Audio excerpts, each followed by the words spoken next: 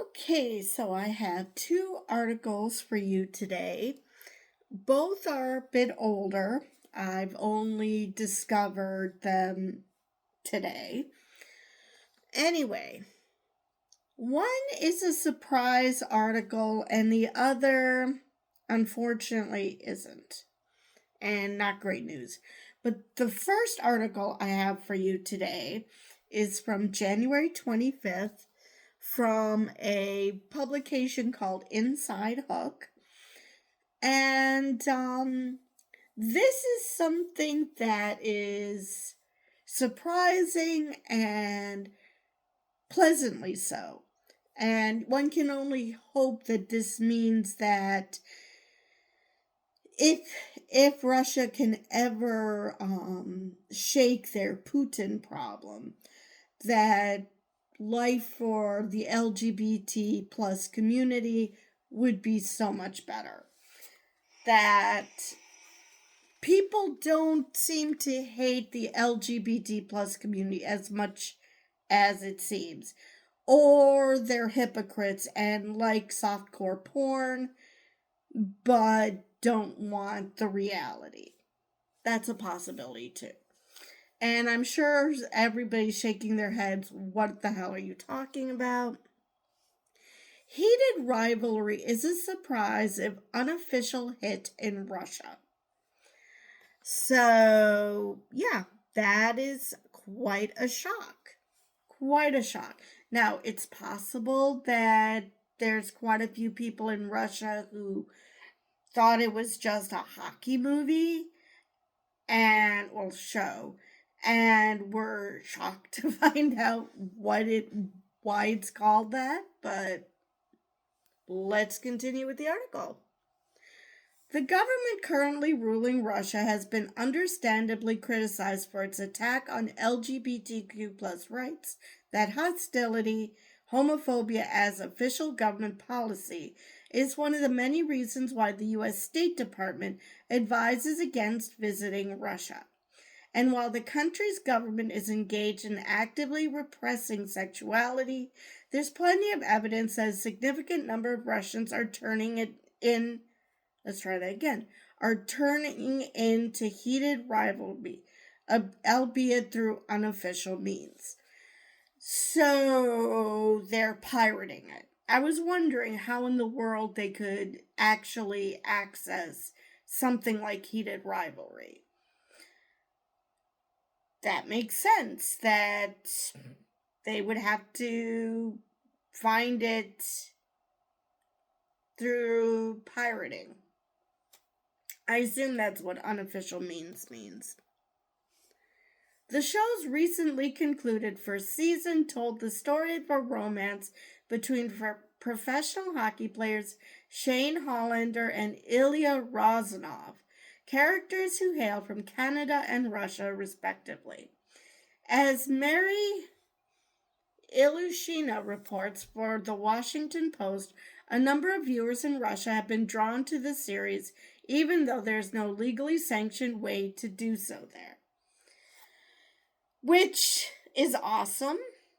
I hope that the audience isn't strictly part of the LGBT plus community and that it's showing that despite the government, most Russians or many Russians aren't against the community.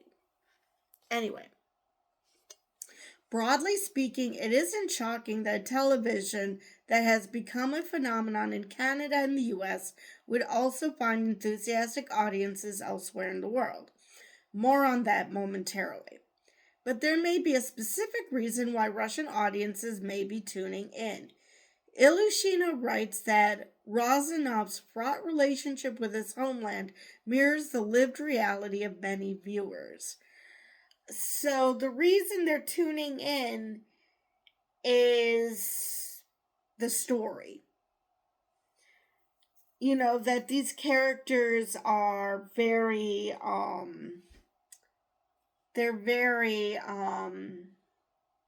relatable. And I actually heard that Connor Story does such a good Russian accent that he has impressed actual Russian speakers.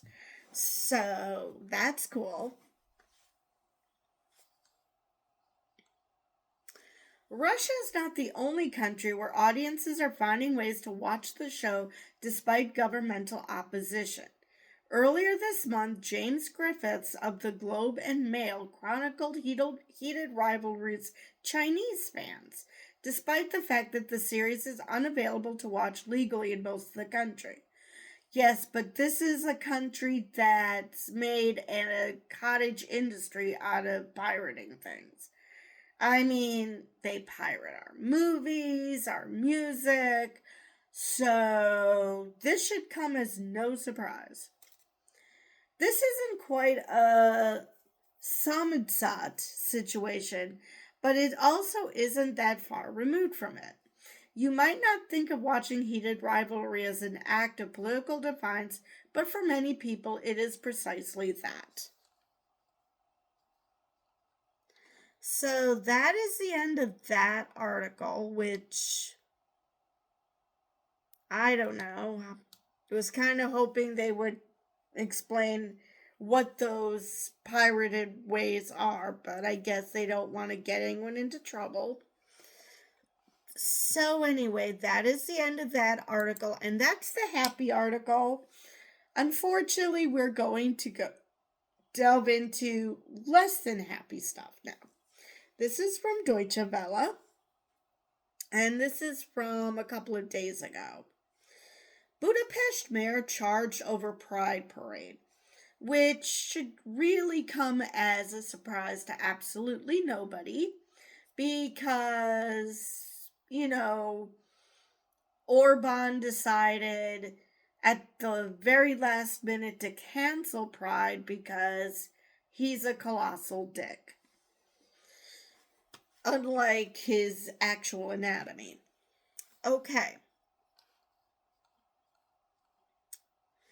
Hungarian prosecutors on Wednesday charged Budapest Mayor Gergely Karasconi.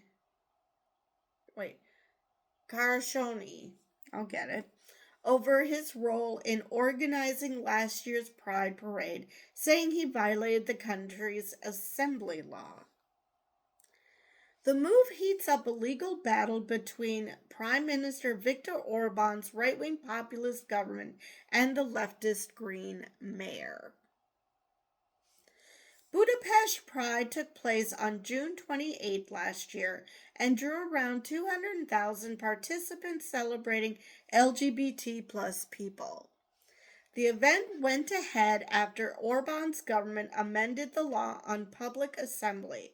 The legislation bans holding or attending assemblies that violate the law on the protection of children, which forbids promoting or displaying homosexuality or gender change to persons under the age of 18, therefore banning pride parades. Because as we all know, if a child sees something, they're just going to automatically do it. That's why, I've only seen asexuality in my life. That's why I'm asexual. Because that's how shit works. That allowed police to prohibit the march as part of a broader campaign widely criticized as homophobic. Karashoni reclassified the parade as a City Hall organized event to sidestep the changes, arguing it no longer fell under the assembly law. Prosecutors who are seen as loyal to Orban's government have nonetheless proceeded with criminal charges, which again should not surprise anyone. What do we know about the charges? Prosecutors have filed charges and seek a fine against the mayor of Budapest, who organized and led a public gathering despite a police ban, their office said in a statement. The district's prosecutor's office proposed that the courts impose a fine on the defendant in a summary judgment without a trial, it added without adding details on the amount of the fine sought. Of course they don't want a trial. I mean, duh. They might actually discover that people aren't the hateful bigots they want them to be. Carlsoni wrote on Facebook that he had gone from a proud suspect to a proud defendant. It seems that in this country, this is the price you pay if you stand up for your own freedom and the freedom of others, he wrote. If anyone thinks they can ban me, deter me, or prevent me and my city from doing so, they are gravely mistaken. Parliamentary elections are due in Hungary on April 12th. Opinion polls suggest Orban could face a close race against conservative challenger Peter Magyar, who did not openly back last year's Pride, but has said he supports freedom of assembly. Which is fine. If he doesn't want to openly back Pride, that's fine, as long as he doesn't prevent others from doing so. Which, it's sad that that's an improvement. I mean, he should openly back Pride because of what it stands for. That's like saying I don't openly back Carnival or oh my god, I can't remember what it's called in this country. Jesus Christ. But it's basically the same thing.